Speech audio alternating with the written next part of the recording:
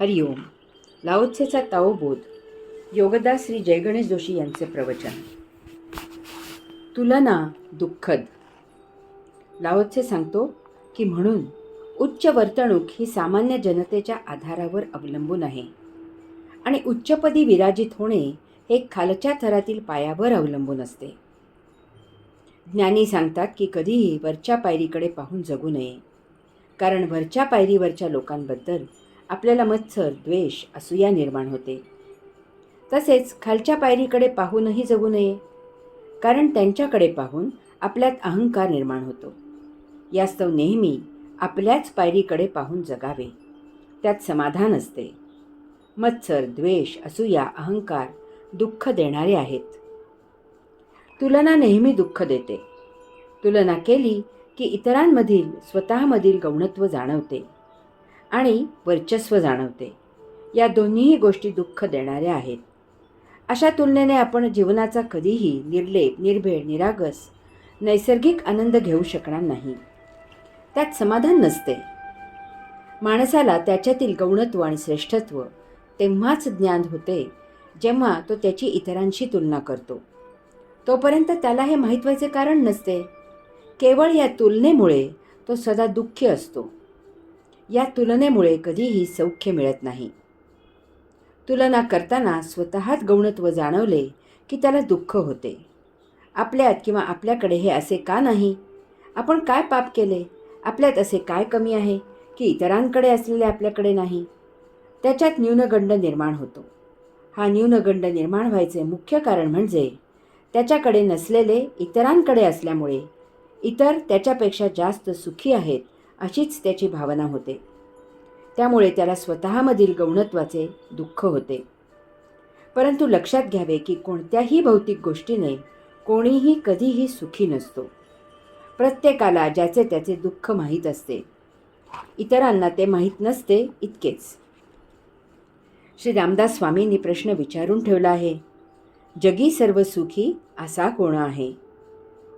तसेच तुलना करताना स्वतःच श्रेष्ठत्व जाणवले तर काही अल्पकालावधी त्याला सौख्य जाणवते, परंतु यामधून लवकरच दुःख निर्माण होते. याची अनेक कारणे असतात. त्या कनिष्ठातील सौख्य त्याला यथाकालावधी दिसून येते. सुप्रसिद्ध नटी तुळशीबागेत खरेदीचा आनंद घेऊ शकत नाही. ती सायकलवर बसून पुण्यात हिंडू फिरू शकत नाही. आटोपशीर संसारातील सौख्य तिला मिळू शकत नाही. तसेच या जगात शेरात सव्वा शेर नेहमीच उपलब्ध असतात. कोणाबरोबर तुलना करत आहोत यावरच श्रेष्ठत्व अवलंबून असते. श्रेष्ठत्वाला काळाचा शाप असतो. यामधून तत्काल लाभलेले सौख्य नष्ट होते. याचे दुःख न मिळालेल्यापेक्षा जास्त असते.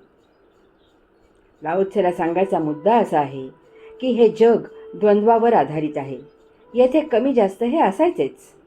त्याकडे पाहून कोणीही आनंदाने जीवन जगू शकत नाही. आपण आपल्या ताटात काय वाढले आहे त्याला आनंद घ्यावा, हे उत्तम. शिखरावरील एकलकोंडेपणा. लाओत्से सांगतो की याच कारणास्तव राजपुत्र आणि सरदार स्वतःला पोरके, असहाय्य आणि अयोग्य म्हणवून घेतात. याच कारणास्तव म्हणजे वरिष्ठपणा हा संपूर्णपणे कनिष्ठपणावर अवलंबून असतो. या कारणास्तव जो शिखरावर पोहोचतो तो इतरांपेक्षा निराळा असतो. तो इतरांपेक्षा एका निराळ्या उंचीवर पोहोचतो. तेथे त्याच्याबरोबर कोणीही नसते. इतरांशी बरोबरीच्यांशी त्याची ताटातूट होते, कारण बरोबरीच्या सर्वांना मागे सारून तो पुढे वर एकटाच गेलेला असतो. शिखर उंच असले तरी शिखरावर फार छोटी जागा असते. अशा जागेत तो आता वास्तव्य करत असतो, आचरण करत असतो, वर्तन करत असतो. एकदा वर गेल्यावर तो आता खालीही येऊ शकत नाही. ते निराळेपण त्याला टिकवावे लागते. त्या उंच शिखराची एक आगळी वेगळी शान टिकवावी लागते. अनेक वेळा हे अवघड जागेचे दुखणे होऊन बसते. सोडले तर भुंकते आणि पकडले तर चावते, अशी अवस्था झालेली असते.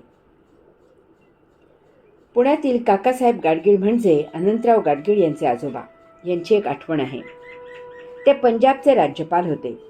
त्यावेळी एकदा असेच पंजाबात बाजारातून जात होते आणि अचानक एका अगदी सामान्य हॉटेलातून भज्यांचा वास आला. त्यांच्या तोंडाला पाणी सुटले. परंतु राज्यपालांसाठी त्या हॉटेलात जाणे शिष्टाचारात बसणारे नव्हते. त्यावेळी त्यांचा जो काही मानसिक कोंडमारा झाला तो महादुःखद होता. राहायचे महालात, हिंडायचे गाडीतून, परंतु सतत संपर्क ठेवायचा झोपडीत राहणाऱ्यांचा, पायी चालणाऱ्यांचा. कारण ती उंची याच जमिनीवर राहणाऱ्यांच्या आधारावर पेललेली आहे, यांच्यावरच अवलंबून आहे. या सर्वांना फार फार सांभाळावे लागते. या सर्वांना तो उंचीवरचा आपल्यातच आहे असेच सतत वाटले पाहिजे आणि त्याचबरोबर त्या उंच जागी वास्तव करायचे. या जमिनीवरील प्रत्येकाला त्या उंचीवर घेऊन जायचा सतत प्रयत्न करत असायचे, किंवा निदान तसा प्रयत्न सुरू आहे असे सतत भासवत ठेवायचे. आपण तळागाळातील जनतेसाठी काम करत आहोत हा नारा सतत देत असावे लागते. हे महा अवघड आहे, कारण मनात पक्के माहीत असते की हे अशक्य आहे. तळागाळात कोणीतरी असल्याशिवाय ती उंची असू शकत नाही, हे त्रिवार सत्य आहे. तरीही ते शक्य करत असल्याचा अभिनय करायचा ही काही साधी गोष्ट नाही. या सर्वांमुळे राजपुत्र आणि सरदार स्वतःला पोरके आणि असहाय्य समजून असतात. त्यांच्या नाड्या या खालच्या लोकांच्या हातात असतात. एवढ्याने भागत नाही.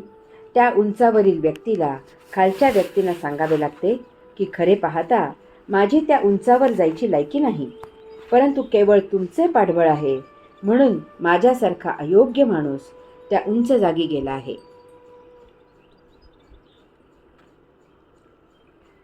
हरि ओम.